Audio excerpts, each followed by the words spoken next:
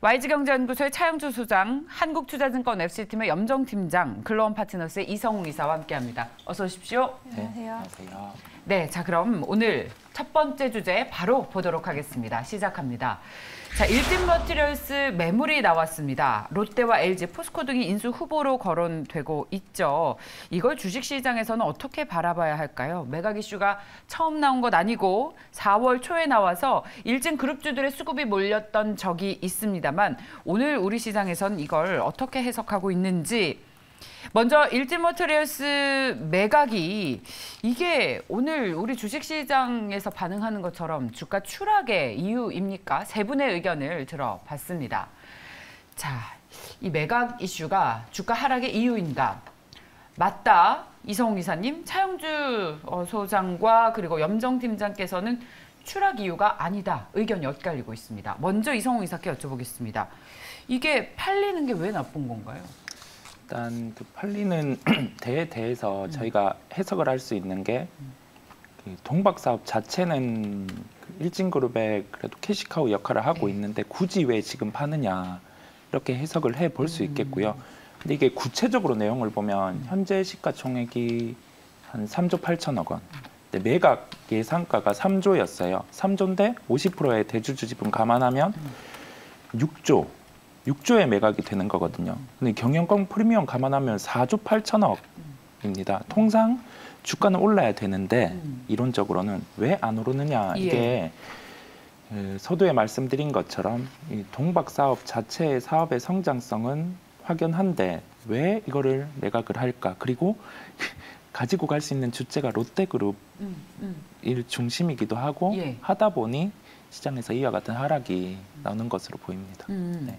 그렇다면 이 투자 의견을 이성웅 이사께서는 어떻게 가져가세요? 그렇습니다. 제가 투자 의견을 물어보는 측면으로 오를 얘기를 한 거고요. 이게 왜냐하면 이게 이러한 이벤트 요인으로 주가가 하락을 할 때는 그 본질 가치를 보기보다는 이벤트에 집중을 해서 이렇게 하락이 나오거든요. 그렇다 보니 지금의 본질 가치를 봤을 때 이런 매각으로 인해서 뜻하지 않은 조정이 나온다고 하면은 뭐 진입의 기회로 삼는 게 훨씬 낫습니다. 다만 이게 오늘 첫 번째 하락을 하잖아요. 시장에서 첫 번째 하락을 할 때는 오늘의 반등이 적어도 하락의 한 50%가 나오지 않으면 추가적으로 하락이 가능하거든요. 그렇다 보니 저희가 주가적인 측면만 봤을 때는 오늘이 하락이 어느 정도 나오는지 확인을 하고 이제 진입이 가능하다라는 결론이겠습니다. 우리 이성웅 이사께서는 진입 가능하다라는 의견이신데 다른 의견 주신 두 분께서는 어떤 입장입니까? 제가 좀 말씀을 드리면 질문과 답이 좀 다르게 간 것 같아요. 지금 질문 여기서 지금 OX로 말씀하셨는데 질문의 의도를 잘 정확하지 않았었다라는 부분이고요. 저 역시도 지금 OX 사실 구분을 한다기보다 말씀하신 대로 오늘의 하락은 일단은 매각서를 얘기한 건 맞고요. 그 이슈에 대한 부분은 맞고 그에 대한 부분은 어떻게 대응할 것이냐라는 부분인데 이제 물론 이런 갑작스러운 이런 매각서, 갑작스럽다기보다 사실 최근에는 뭐 스페인의 공장 증서 5천억 원 공장 증서를 얘기한 지 별로 안 된 상황에서 갑자기 그 최대 주주의 지분 매각에 대한 이야기가 나왔다는 것 자체가 일단 좀 부정적으로 보여졌다라고 생각할 수 있고 일단은 그런 부분에서 오늘 크게 갭 하락으로 시작해서 지금 하락폭을 좀 만회를 하고 있다는 부분인데 저 역시도 오늘 하락폭을 어느 정도 좀 만회를 할 수 있는지에 따라서 내일부터 흐름을 좀 보면 좋을 것 같다라고 생각하고 있습니다. 오늘 장 초반이기 때문에 아직은 쉽게 어떤 방향으로 가져가기에는 조금 더 지켜봐야 될 부분이라고 생각하고 지금 어떤 뭐 회사 롯데든 뭐 포스코라든지 뭐 지금 뭐 LG 여러 가지 이야기 나오고 있는데 아직 그에 대한 부분이 이제 시작이다라는 부분에서 LG머티리얼즈 같은 경우 지금 주가의 변동성이 좀 커지지 않을까라고 생각해서 저는 지금 X를 드린 건 지금 당장 빠졌다고 해서 진입해라 뭐 이런 의미라기보다 지금은 어떤 불확실성이 더 크기 때문에 조금 좀 조심해서 좀 보셔야 된다라는 차원에서 X를 드린 것 같습니다. 어제 저 소식 보고 깜짝 놀랐어요. 일진그룹이 왜 머티리얼즈를 매각할까? 눈을 의심했어요. 그래서 방송 중에 저걸 봤는데 옆에 계셨던 방송 출연자한테 물어봤어요. 너 이거 봤냐 했더니 그 친구는 뭐 이미 봤다라고 얘기를 하는데 자, 왜 팔까요? 이게 중요하다고 저는 봅니다. 일진이 뜬금없이 주력 회사인 일진 머티리얼즈를 팔겠다라는 것은 대주주가 그냥 조용히 살겠다라는 것을 시장에 얘기한 겁니다. 무슨 얘기인 거 아니? 지금 일진이 그 대기업 집단에 들어갔습니다. 들어가면서 지금 똑같아요. DB랑 일진이랑 똑같아요. 근데 DB는 지난번에 말씀드렸던 것처럼 이것을 요건을 충족시키기 위해서 차입을 일으켜야 됩니다. 2천억에서 5천억 정도 차입을 일으켜서 동부 하이텍을 살려야 돼요. 근데 일진은 지금 차라리 일진 머티리얼을 떼어내고 우리는 눈치 안 받고 중소기업으로 살겠다라는 겁니다. 그 대주주의 의지가 드러난 거예요. 지금 이걸 갖고 있는 한 자기네들이 그 집합 거기에 들어가 버리기 때문에 자산 규모가 커져 버려가지고 조용히 못 산다라는 거죠. 난 조용히 살고 싶은데 그래서 내놓는 거죠. 그러면 사는 입장에서 보면 이것을 싸게 살까요, 비싸게 살까요? 대주주가 그냥 나 이거 필요 없어 니네 가져가라고 했을 때 사는 입장에서 비싸게 살 이유가 하나도 없습니다. 안 사주면 어떡할 건데? 그럼 니네 대기업 될래? 대기업 돼. 이럴 수 있는 거죠. 지금 그래버린 상황이에요. 우리가 대주주들의 행보, 지금 이게 내놓은 분이 아들이시더라고요. 대주주의 아들인데 원래 일진 마포에 가면 일진 빌딩이 있어요. 거기서 촬영 한 번 갔다가 옛날에 그 고등학생들 일진 생각이 나가지고 웃었던 기억이 나는데 그 일진 그 일진이에요. 그 일진인데. 지금 이것은 일진 머티리얼즈에 대한 가치를 지금 우리 논할 게 아니라 대주주의 어떤 의중을 읽어내야 된다고 보고 그렇게 된다라면 일진 머티리얼즈가 제값을 받을 가능성은 제가 볼 때는 그러니까 회사 입장에서 돈을 받겠다라는 게 아니라 일단 없애버리겠다라는 개념이고 회사에서부터 버림받았고 이게 2년 유예기간이 있습니다. 그동안에 일진 머티리얼즈는 투자가 멈춘다라는 점 이런 점들이 시장에 있어서 현재 동박에 대한 어떤 개념은 좋지만 당분간은 좀 고전을 원치 못할 가능성이 있다라고 저는 보고 싶습니다. 자, 이제 일진 그룹 주가를 좀 보도록 하겠습니다. 일진 머티리얼스 같은 경우에는 오늘 장중 한때 15%까지 떨어지기도 했었는데 낙폭을 그래도 계속 줄여내면서 밑꼬리를 단 마이너스 9% 기록을 하고 있습니다. 하락폭을 조금씩 줄여내고 있는 상황입니다. 자, 당분간 변동성이 있을 가능성이 있다. 그래서 투자 의견을 내는데 좀 두 분께서는 신중하셨습니다. 근데 이성우 이사께서는 빠질 때마다 매수해도 되는 악재로 해석하지 않는다라는 의견 주셨습니다. 자, 일진 머티리얼스 봤고요. 다음 이슈로 넘어가도록 하겠습니다. 자, 오늘 제지주들의 흐름이 상당히 좋죠. 국제시장에서 펄프 값이 역대 최고치를 기록했습니다. 연초 대비는 무려 40%가량 뛰었는데 자, 이 원자재 가격의 상승과 함께 오늘은 이 제지주의 날입니다. 무림페이퍼를 필두로 이야기를 해보도록 하겠습니다. 오늘 제지주에 대한 전반적인 투자 의견 어떻게 가져가면 좋을까요? 이제 강한시 상승이 또 시작이 되겠습니까? 세 분 모두 아니라는 의견을 주셨습니다. 자, 이성우 이사님. 이게 제지주 같은 경우는 특히 그 무림그룹 같은 경우는 일관화가 돼 있어요. 네. 예, 포트폴리오 상으로 이제 원재료인 펄프를 통해서 제지를 생산하는 그러한 구조로 일관화가 돼 있다 보니 실적에는 뭐 지금의 흐름이 긍정적일 수는 있는데 통상 저희가 지금 원재료의 상승, 그다음에 뭐 종이 같은 경우는 부자재가 라텍스 이러한 부분인데 원재료 가격의 상승에 따라서 제품이 이제 올라가는 측면이 있거든요. 그렇다 보니 이거를 뭐 원재료 가격이 올라서 제품이 올라서 실적이 좋아지고 더 많이 팔린다. 네. 이 구조가 아니다 보니까 예. 네, 통상 그냥 원재료, 제품 뭐 이 구조로 정가가 되는 뭐 그러한 구조 정도만 볼 수 있기 때문에 제가 X를 했고요. 펄프 가격 흐름 자체가 이게 뭐 수요가 명확하게 확 좋아져서라기보다는 원자재 요소가 크기 때문에 그 부분 첫 번째 부분, 두 번째 부분을 감안해서 X를 말씀드리게 됐습니다. 네, 저희 무림페이퍼의 오늘 상승은 그야말로 이제 갭 상승으로 시작을 했습니다. 22%의 상승을 기록하고 있고 이외에 제지주들의 흐름도 동반해서 좋은데 무림 SP가 플러스 13, 페이퍼코리아가 플러스 5, 신풍제지, 한창제지, 한솔제지, 깨끗한 나라, 세하까지 이 제지, 펄프 자가 들어간 회사들의 주가가 오늘 동반해서 상승을 나타내고 있습니다. 자, 저희 차영주 소장께서는 왜 투자 의견을 보수적으로 주셨습니까? 우리나라 제지 회사들이 이거 굉장히 눈에 좀 들어와요. 여러분들 만약에 글로벌 위기라든지 전쟁 위기가 나오면 마트에서 사재기 할 때 보면 휴지 들고 가는 모습들을 여러분들 종종 보실 겁니다. 중국과 우리가 휴지 생산을 못하면 화장실을 못 가요. 지금 그러니까 왜냐하면 산업 사이클상 우리나라와 중국이 화장지를 생산하지 않는 순간 미국과 유럽에 화장지 공장이 없어요. 그런 어떤 하나의 트리거가 된다는 거죠. 펄프 가격이 왜 올랐을까요? 우크라이나 때문에 올랐을까요? 러시아 때문에 올랐을까요? 지금 제가 지금 기사 검색을 하고 있는데 노르웨이 제가 알기로는 올 봄에 노르웨이 펄프 주요 생산 공장에 화재가 났던 걸로 제가 기억이 납니다. 그런 걸로 인해서 한때 우리 그때 그 화장품가격이 올라갔어. 펄프 가격이 올라가면서 우리나라 화장지 얘기를 했었던 기억이 나는데 결국 화재가 났다라는 것은 일시적인 요소다라고 보는 거죠. 중요한 어떤 방향이 아니라 일시적인 요소죠. 근데 여기에 불을 끼얹는 게 지금 이제 뭐 인도네시아 팜유, 하다못해 말레이시아 우리가 닭 있다. 그러니까 이제 인도가 이제 우리 소금 있다. 이제 뭐 이렇게 하는 거죠. 지금 트럼프가 일으켜놓은 자원 전쟁이 이제 시작이 된 거죠. 예. 그래서 펄프를 갖고 있는 쪽도 우리 펄프 안 줄래? 너네 화장실 어떻게 갈래? 지금 이래버린 거라고 저는 이해를 해야 될 것으로 보여집니다. 비대 없습니까? 비대. 하여튼 뭐 자세한 얘기는 거기서 멈추죠. 예. 근데 지금 우리가 어떻게 보면 말레이시아가 왜 하다못해 왜 닭을 들고 나왔을까요?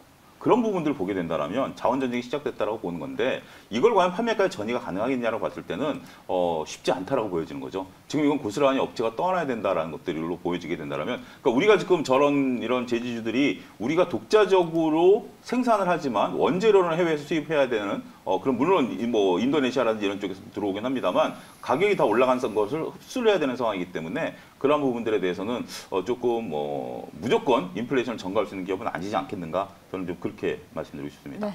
뭐 제재 관련된 종목들은 저는 단기적인 이슈다라고 생각하기 때문에 시세 연속성 면에서 사실 꾸준히 가져가기엔 좀 힘든 좀 섹터다라는 부분을 먼저 말씀을 드리고, 이제 무림페이퍼 아까 방금 전에 이제 펄프 가격 인상 이야기를 말씀하셨는데 지난해 대비해서 올해 펄프 가격이 약 45% 정도 치솟았다고 하고요. 그 원인 다 말씀을 해주셨고 여러 가지가 이유가 있겠지만 이제 무림페이퍼가 좀 주목받는 이유는 이제 코로나 이후에 택배가 증가함으로 인해서 골판지 쪽의 생산량이 급격하게 늘었고 아무래도 이런 제지업체들 같은 경우 펄프 관련해서 제지업체들 같은 경우는 사실 신규 진입이 좀 어려운 영역이기도 합니다. 뭐 비용 면에서라든지 그런 부분에서 사실 신규 업체들이 잘 진입 안 하고 있기 때문에 그 내부 안에서만 이제 종목들이 움직이는 부분이 있고요.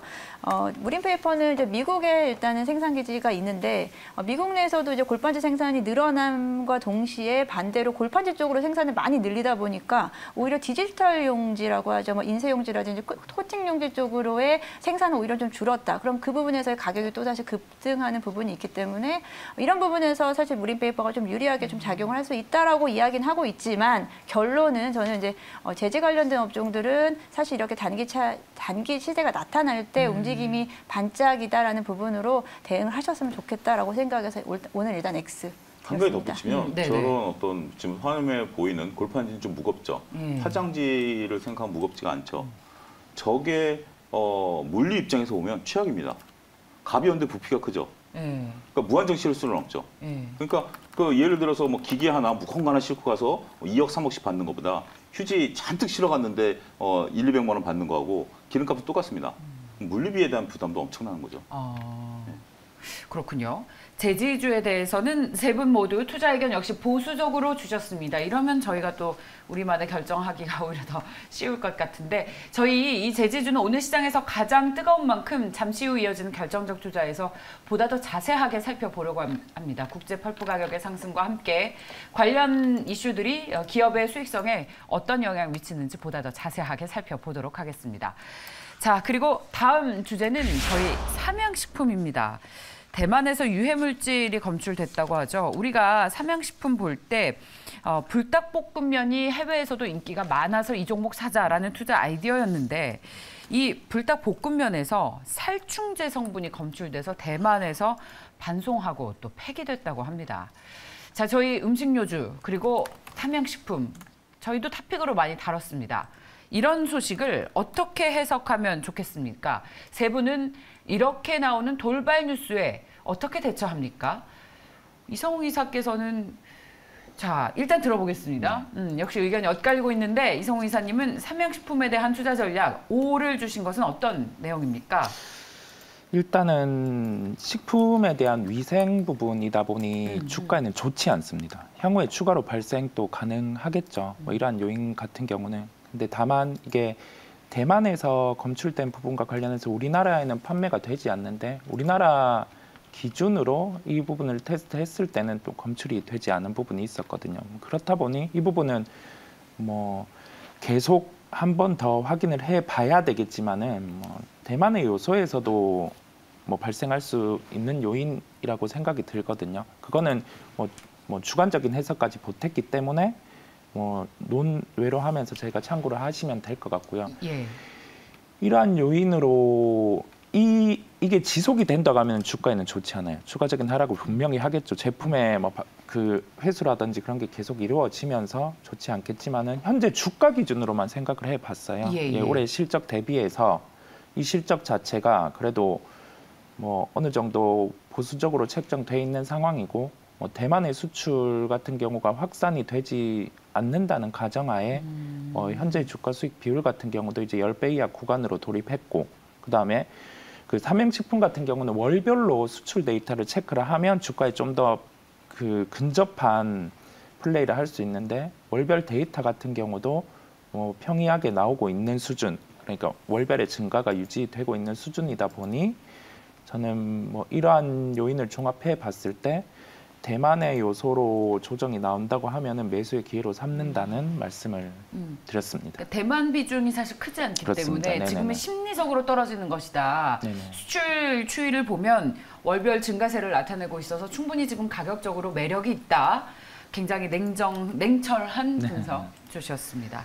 삼양식품의 주가 오늘 4% 하락 나타나고 있지만 그래요.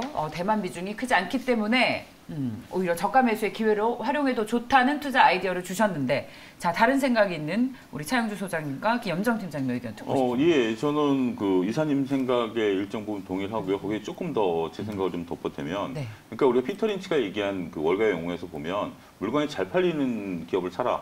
첫 번째죠. 두 번째는 거기서 판매 비중을 봐라. 중요한 얘기를 했어요. 그러니까 대만에서 불닭볶음면을 철수를 한다 하더라도 삼양식품 전체 포지션에서 차지하는 비중은 그렇게 높지 않다라는 거죠. 그러니까 결국 그냥 한쪽 뭐 잠깐 심리적으로 뭐 영향을 미친 거고 중국 시장 진입이 당분간 멈춘다라는 거 외에는 데이터 측면에서 보면 그렇게 중요한 데이터는 아니다라고 말씀드릴 수가 있겠습니다. 문제는 이거를 제외하고라도 삼양식품이 지금 직면하고 있는 문제라는 거죠. 삼양식품이 지금 원재료비가 한 번 가격을 올렸어요. 한 번 가격을 올렸는데 두 번째 가격을 올릴 수 있는 지금 부분들은 아니다라고 보는 거죠. 특히 새 정부가 출범하면서 지금 가장 지금 뭐 곤두서고 있는 게 물가를 잡겠다라는 거 아니겠습니까? 그런 상태에서 두 번째 가격을 올린다라는 것은 불가능하죠. 그 가격에서 지금 뭐가 벌어졌죠? 합리의 대란이라든지 밀가루가 여전히 지금 높은 가격을 펼치고 있죠. 여러 가지 원재료가 지금 올라가고 있어 두 번째 가격을 올려야 되는데 못 올리고 있다는 거죠. 이런 부분들을 보면 저는 대만 문제뿐만이 아니라 저건 심리적인 거 플러스 원가 압박을 받고 있다는 면에 있어서 지금은 조금 거리두기를 해야 되는 게 아니겠는가 그렇게 말씀드릴 수가 있겠습니다. 그러니까 음식료주 전체에 대한 투자 의견으로 연결해서 생각할 그렇습니다. 수가 있겠네요. 염정 팀장님 어떠십니까? 저도 동일한 의견으로 X를 드렸는데 지금 이런 단기적으로 악재는 어느 정도는 일정 기간 지나면 좀 해결이 될 수 있다라고 볼 수 있지만 지금 더 직면하고 있는 문제는 사실 1분기에 대한 1분기에 가격 인상에 대한 부분이 일정 부분은 이미 다 실적에 반영이 된 부분이 있고 추가적인 가격 인상은 사실은 좀 대중 심리라든지 이런 부분 사실 좀 쉽지 않다라고 저는 생각하고 있습니다. 하지만 지금 원재료가가 인상이 된 부분은 사실 고스란히 이제 이번엔 2분기에는 어느 정도 업체에서 다 떠안아야 된다는 가정하에 영업이익률 같은 경우가 조금 줄어들 수 있다라는 부분이고 앞서 말씀을 하셨는데 삼양식품 실적 1분기 실적이 잘 나왔습니다. 1분기 실적 대비해서 이제 2분기 실적이 다소 좀 감소할 것이다라는 예상도 있고 이런 부분에서 일단은 저도 마찬가지로 식음료 관련된 종목들이 지금 한동안 지금 주춤하고 있거든요. 그런 부분에서 일단은 지금 인플레이션에 대한 우려가 가장 큰 부분이 1분기에는 일단은 좋게 반영이 됐다면 2분기에는 조금은 부정적으로 반영이 되지 않을까라고 생각해서 식음료 관련된 종목들은 지금으로서는 좋아요. 지금 좀 지켜봐야 되지 않을까 싶습니다. 자, 이 부분에 대해서 우리 시청자분들도 열띤 토론을 해주고 계십니다. 먼저 식품 기업에게는 이런 문제가 치명적인 이슈 아닌가. 아무리 대만향 제품이라도 안전 문제는 식품 회사에게 치명적이자 그리고 캔디님께서는 어떤 악재가 발생하면 그 재료의 경중에 따라서 대응하는 게 올바르다. 그러니까 이성우 이사님의 말씀처럼 대만 비중이 작기 때문에 냉철하게 분석을 해보자라는 이 의견으로 엇갈리는데 두 분께서 모두 최근에 원재료 가격이 올랐기 때문에 식품 가격 올렸지만 수익성 악화라는 우려가 있기 때문에 식품 관련 주식에 대한 투자 의견은 좀 보수적으로 가져가자는 그런 경계의 시각을 내주셨는데 여기에 대한 혹시 이성우 이사님의 의견이 있다면 좀 듣고 싶습니다. 그 음식료 쪽과 관련해서 최근에 부각되고 있는 게 국제 곡물 가격이거든요. 곡물 가격 흐름이 뭐 공급 요인으로 인해서 상승을 했고 이 상승이 언제까지 지속될지 그런 여부인데 저희가 과거 데이터를 대입을 해보면 길어도 내년 초거든요. 왜냐하면 이게 파종 자체도 그 우크라이나 이슈가 있지만은 미국의 밀생산 자체도 꺾이지 않았고 그 다음에 그 해외에 이제 추가적으로 생산할 수 있는 국가들이 이제 생산을 늘리는 요인을 추진을 하고 있기 때문에 과거 데이터를 대입하면 올해 초까지는 상승이 가능해요. 예. 그렇다고 하면은 음식료 업종 같은 경우는 주가가 통상 뭐 하반기까지는 실적이 좋지 않을 수 있거든요.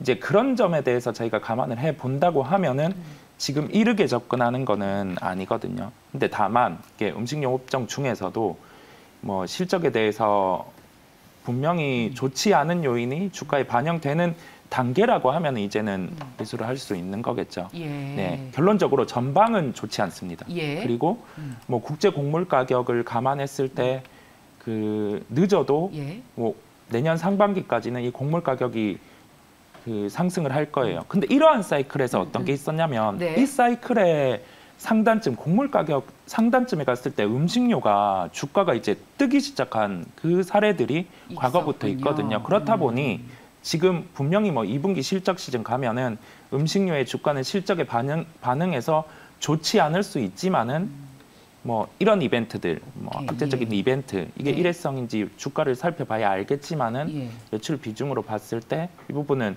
뭐 매수 기회로 삼는 게 낫다는 해석을 저는 말씀을 드린 겁니다. 주식 주가에 이미 많이 반영이 됐다. 네, 그렇습니다. 예, 사이클상 이제는 오히려 많이 빠진 만큼 올라갈 타이밍이다라는 이성우 이사님의 의견 들어봤습니다. 자, 여러분들 잘 참고하셔서 자신만의 전략, 결정 세우시기 바랍니다. 다음 이슈로 넘어가겠습니다. 어제 저희가 장중에도 전해드렸죠. 지금 윤석열 대통령이 가스총회에서 수소산업 전환을 위한 혁신이 필요하다. 그랬더니 수소 테마가 저희 한 11시쯤인가요? 막 뛰기 시작했어요. 대장주로 SPL셀, 오늘도 이 수소 관련 주식의 연속성을 나타내고 있는데 세 분께서는 어떤 투자 의견 가져가신지 여쭤봤습니다. 추세 변화 시작됐습니까? 이성우 이사님 O, 염정팀장께서도 시작이 됐다. 차영조 소장께서는 동의할 수 없다는 의견이신데 수소 주식에 대한 의견 어떻게 가져가십니까? 차영조 소장님. 두 분 모두 동의하셨는데 시작되지 않았다라는 그러니까 그렇죠. 예. 일단은 저는 시작되지 않았다라는 표현이 조금 맞을 것 같아요. 왜냐하면 나갈 방향은 맞고요. 정부의 의지도 뚜렷하고 앞으로 이쪽 시장이 커질 거에 대해서는 저도 뭐 기대감을 갖고 있습니다. 근데 지금 아직까지 저는 수소 산업이 뭔지에 대한 어떤 개념 정립이 조금 제 자신이 잘 안 돼 있어요. 그러니까 뭐냐면 수소차로 간다라는 건지 공장에서 수소를 쓰겠다라는 건지 아니면 수소를 이용해서 뭐 어떤 뭐 산업의 변화를 나가겠다라는 건지 지금 뭐 수소 에너지 얘기가 나오는데 수소를 차량용이라든지 이런 거 지금 우리가 차량용에서는 특별히 대형 트럭 이상 아니면 효율이 없다라는 것은 이미 결론이 났어요. 더 이상 수소 승용차는 이제 만들어낼 생각이 없는 것으로 업계에서는 얘기를 해주고 있고 수소 에너지를 사용하는 부분에 있어서는 어떤 뭐 지금 부생 수소라든지 이런 것들이 나오고 있는 일부 기업들도 있습니다만 이걸 어떻게 활용하는 데에 대한 것들 지금 이제부터 저는 연구가 시작됐다라고 보여지고요. 많은 투자가 필요할 것으로 보여집니다만 지금 나타내 있는 기업이 어떤 수혜를 볼지에 대해서는 이거 제 개인적인 어떤 공부의 부족이긴 하겠습니다만 뚜렷하게 어떤 근거를 찾지 못했다. 그래서 저는 일단 의견을 좀 보류하겠다 이렇게 말씀드리도록 하겠습니다. 좋습니다. 네, 염정 부장님. 맞는 말씀이라고 생각하고 있습니다. 수소 산업에 대해서 작년부터 이야기가 나왔지만 사실 정확하게 명확하게 지금 다 인지하기 좀 힘든 게 좀 수소다라고 좀 생각하고 있고요. 이번에 수소법에 대한 이야기가 나오는 것은 아무래도 지금 전 세계적으로는 수소 경제 쪽보다는 이제 전기차라든지 2차 전지 쪽으로의 포커스가 더 맞춰져 있기 때문에 우리나라 입장에서는 수소 산업에 대한 선점에 대한 부분을 좀 생각하고 있다라고 말씀을 좀 드릴 수 있겠고 이 수소법에 대한 부분을 여러 가지 내용이 있겠지만 그 중에서 이제 보게 되면 이제 발전소, 전기를 만드는 전기 사업자 역시도 일정 비율을 수소로 좀 채워야 된다. 전기를 만드는데 수소를 또 이용해서 해야 된다라는 부분을 어떻게 보면 좀 강제적으로 수소 산업을 좀 육성한다라는 부분이 있겠고 이 부분이 어떻게 확장될지에 대한 부분이 사실 아직은 좀 어렵다라고 보고 있고 앞서 말씀하신 대로 수소를 가지고 발전용 수소 전지를 만들 것인지 아니면 뭐 수소차 쪽을 확대할 건지에 대한 부분인데 일단 수소차 쪽에 대한 부분은 가장 중요한 부분이 충전소에 대한 부분인데 지금 전기 충전소도 지금 활성화되지 못하고 있는 상황에서 수소 충전까지 같이 한다라는 부분은 좀 어렵다라고 생각하고 제 지인이 최근에 수소차를 구입했기 때문에 한번 잘 물어본 다음에 앞으로 팔로우 해드리겠고 이 수소 산업은 어렵지만 그래도 일단 정부 정책 부분에서 밀어주는 부분과 그리고 장기적인 추세에서는 일단 흐름을 맞지 않을까라고 생각해서 오를 드렸는데 사실 어려운 부분은 맞습니다. 제 지인은 한 3년 전부터 수소차를 탔는데 그때만 해도 여의도에만 충전소가 있었는데 요즘 충전소가 늘어서 굉장히 만족하면서 어디에 늘었죠? 그 상암동에도 지역별로 생긴 것 생겼고, 같고 일산에도 있고. 그리고 수소차에 대한 지금 혜택이 엄청 많은 걸로 알고 있는데 차값이 약 7천만 원 정도인데 한 3천만 원의 그 세제 혜택을 받고 샀다라고 하는 얘기를 보니까 정부에서 확실히 좀 지원을 해주고 있는 상황은 맞다라고 보고 있습니다. 우리 동네에 수소 충전소 들어올 가능성 별로 없어 보이는데. 아마 인근에 있습니다. 왜냐하면 제가 왜 이런 왜 이런 말씀을 드리냐면 지금 이제 거점에 있는 것들에 대한 어떤 상징성을 인정을 합니다. 근데 우리가 지금 저희가 전기차가 일반인들에게 쉽게 지금 아직까지 못 따라가고 오는 것들 중에 하나는 저는 충전 문제라고 보거든요. 그러니까 지금 충전 문제라고 보는데 저도 여의도 자주 갑니다. 여의도 국회 앞에 충전소 보면 차들이 늘어서 있어요. 그러니까 지금 우리의 개념, 이 개념이 바뀌어야 될 텐데 내가 기름이 떨어지면 기름을 넣고 기름을 넣는 시간은 불과 5분 내에 끝내줘야 된다라는 거죠. 근데 지금 전기차 같은 경우 계속 충전해도 30분이죠. 근데 수소 같은 경우도 그렇게 해서 된다면 물론 이제 하나 있다가 주위에 생기면 굉장히 편하죠. 편한데 이런 것들이 지금 대중화되는 거랑은 좀 별개 문제라고 보는 거죠. 그러니까 상징적인 의미와 대중화에 대해 있어서는 저는 수소 충전소가 여러분들 생각해 보십시오. 여러분들 아파트 단지 앞에 수소 충전 들어오는 거 사인하라고 그러면 5 사인 하시겠습니까? 저는 이런 문제도 어떻게 보면 그러니까 제 얘기는 뭐냐면 수소가 우리한테 다가올 수 있는 어떤 심리적인 저항감 이것도 쉽지 않다. 이 점도 좀 말씀드리고 싶습니다. 자, 이성웅 이사께서는 수소 관련 주식에 대한 투자 의견도 추세 변화가 시작됐다라는 의견이시니까요. 일단은 S퓨얼셀의 주가만 봤습니다. 예, 그렇다 보니 이 주가만 놓고 보면은 추세적인 상승을 나타내고 있어서 제가 오해 의견을 들었고요. 이게 수소 산업만 놓고 보자면 도입기예요. 이 도입기 때 주가가 어떻게 나타나냐면 통상 주가가 뭐 두 배 정도는 상승을 할 수 있어요. 그 가능성으로 상승을 하는데 다만 이게 실제 수요로 연결이 안 될 때는 주가가 빠지고 이제 성장기로 진입하는 국면에서 다시금 상승을 하거든요. 그렇다 보니 이제 수소 산업 관련해서는 앞에서 다 그 말씀을 해주셨다 보니 추가적으로 제가 보탠다고 하면은 수소 차량의 글로벌 판매가 전기차의 거의 뭐 100분의 1 수준도 안 되거든요. 아직. 그렇다 보니 투자 관점에서 접근을 한다고 하면은 그러한 데이터를 확인하고 접근하는 것도 훨씬 나을 것 같아요. 근데 말씀처럼 도입기에는 일단 주가가 그 기대감으로 폭발적인 성장을 나타낼 수 있는 가장 좋은 투자의 적기가 아닙니까? 그렇기는 한데요. 이게 그 도입기 구간에서도 그 하나의 트리거가 본격적으로 있어야 되는데 자, 수소법의 개정도 좋습니다. 이 부분에 대해서 그 수소법을 세부적으로 보면 화학에서 수소로 전환하는 부분은 인정을 일단 안 해주고 천연 수소 부분에 일단 인정을 해줬거든요. 그렇다 보니 수소주들이 한 단계의 주가 상승이 나타났고 여기에서 이제 또 다른 촉매가 필요한 거죠. 저희가 글로벌 정책에도 비추어 보면은 원전을 할 때 수소가 함께 필요하기는 해요. 이게 효율이라든지 그런 부분에서 필요하기는 한데 정책상에서 보면은 저희가 전기차 얘기가 훨씬 많지. 지금 굳이 뭐 수소에 대한 얘기는 그렇잖아요. 그 점을 감안해서 저희가 상대적인 것도 감안을 해야 될 것 같아요. 전기차 쪽 플레이가 훨씬 지금은 좋다 보니 그렇습니다. 수소 쪽은 그래도 친환경 에너지 관련 이런 자동차에 투자를 할 거면 전기차가 낫지 굳이 수소차에 투자를 하겠느냐라는 의심을 시장에서도 하고 있는 것 같습니다. 그 이사님 말씀하신 것 중에 여러분들이 외워야 될 거 하나 말씀드릴게요. 그가 굉장히 중요한 어떤 주식 사이클인데요. 어떤 테마가 나타나면 무조건 다 오릅니다. 이게 첫 번째 단계 이사님 말씀하신 거 수소 테마가 이제 시작됐기 때문에 그때는 실적을 가리는 게 아니라 꿈으로 주가가 올라갑니다. 꿈으로 올라가다가 그다음에 이제 현타가 오는 거죠. 이게 과연 될까? 그럼 주가가 빠집니다. 그다음에 2차 상승은 실적 장세입니다. 그러니까 결국 수소에서 실적이 나타나는 기업들이 올라갈 거를 보여지는 거죠. 그러니까 여러분들 이 사이클은 항상 기억하고 계세요. 어떤 테마가 강력하게 터지면 그때는 실적 보시면 안 됩니다. 그때는 다 올라갑니다. 그때는 동참하시고요. 그 다음에 꺾였을 때는 거기서 실적 얘기하고 나오냐 안 나오냐 아닙니다. 무조건 다 빠집니다. 그 다음에 실적 장세 간다라는 것은 주식시장의 어떤 교과서적인 얘기다. 이렇게 좀 말씀드릴 수가 있겠습니다. 네, 자 주가도 지금 상승 탄력이 좀 둔화되면서 SPL셀 1.9% 오른 28,850원 기록하고 있습니다. 자, 이제 마지막 이슈인데요. MS 오토텍을 보겠습니다. 이 자동차 회사들이 전기차 시대를 맞아서 설비 투자를 늘리고 있는 데다 현대기아차가 미국의 전기차 공장 짓는다는 기대감에 부품주들의 주가가 들썩거리고 있습니다. 자, MS 오토텍을 필두로 해서 오늘 주가가 3.9% 오른 5,520원인데 역시 좀 상승 탄력이 둔화되면서 윗꼬리를 길게 달았군요. 현대차 1차 벤더로서 주가가 부상할 수 있을지. 자, 완성차가 공장을 짓는다고 같이 이익이 늘어나는지 세 분의 투자 아이디어는 어떻겠습니까?